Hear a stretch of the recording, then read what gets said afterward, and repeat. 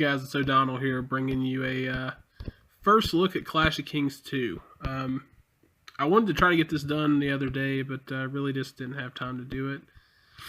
So here's our first look, and just a little disclaimer here, guys, the graphics and everything are going to be changed. So don't bet on this being what everything's going to look like. Building placement, all that's more than likely going to change, and how everything's laid out.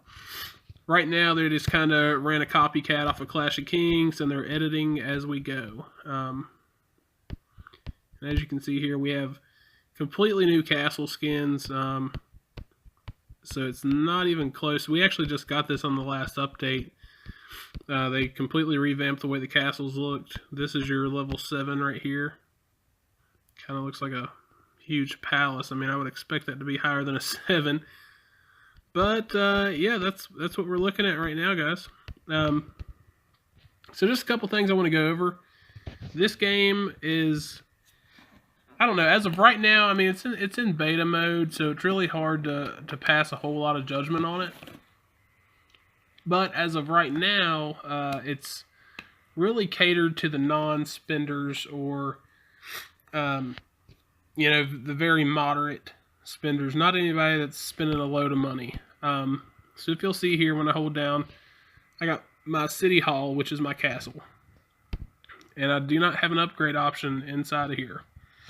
Everything is based on population, so the higher your population is, your castle automatically upgrades.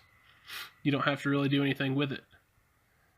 And another cool thing is, with your population, you assign your workers. In the previous Clash of Kings, you know, you kind of place your farms or whatever throughout the inside of your castle, and whatever, you know, whatever you collected it daily, however you wanted to do it.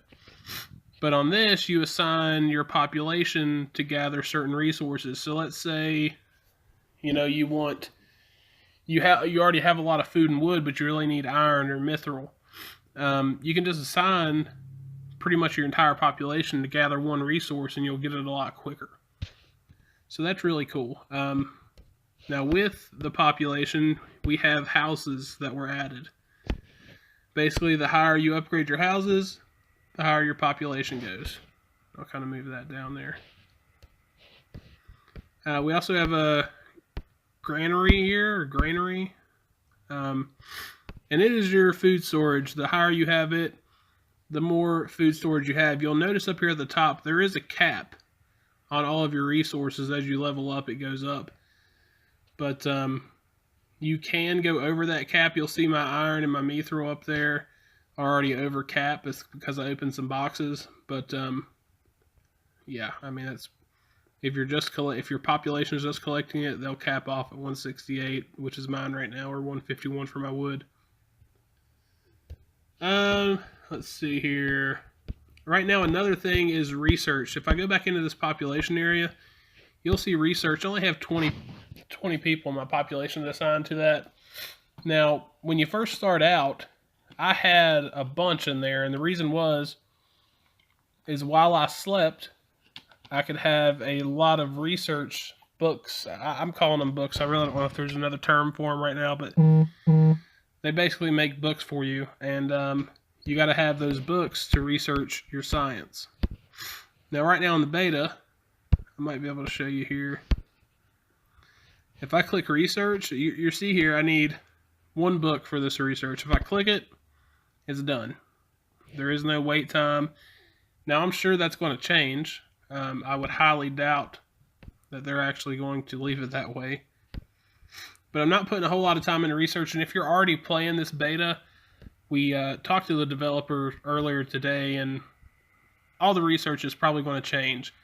So I'm not going to sink a whole lot of my resources into it right now, just for that reason. I don't want to waste a lot of resources and then lose it all because they change it. So I'm just going to keep building the inside of my castle as high as I can get it. Another thing I kind of want to go over is your building levels. If I go in here to train, it's not going to show me because I'm training troops, but in order to get tier 10 troops, you got to be level 100. So that level 30 stuff is out the window. I don't know if there's going to be a prestige level past that, but I'm sure, you know, they'll eventually do something beyond level 100, but right now I'm already up in the 40s on most of my stuff, or the mid 30s. But yeah, it's pretty much that's the look of things, guys. And another thing that we talked to the developer about was equipment. Now, keep in mind, none of this is set in stone. This is kind of just, you know, a little bit of talking as he goes, and just kind of seeing what works and what don't. But instead of having a blacksmith and a forgery to make materials, they're talking about I don't know if killing monsters or gathering out in the kingdom.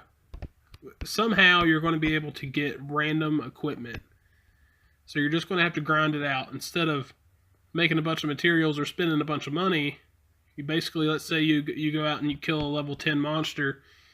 You might get a piece of white equipment. You might get a piece of gold equipment. You really don't know what you're going to get. And you'll basically just have to... It'll be really easy to get equipment, but it'll be very hard to get perfect equipment, if you get what I'm saying. And they also talked a little bit about having like an auction house, to where if you're just on here all day and killing monsters and getting equipment, you can just go in there and sell the extra equipment that you have for gold.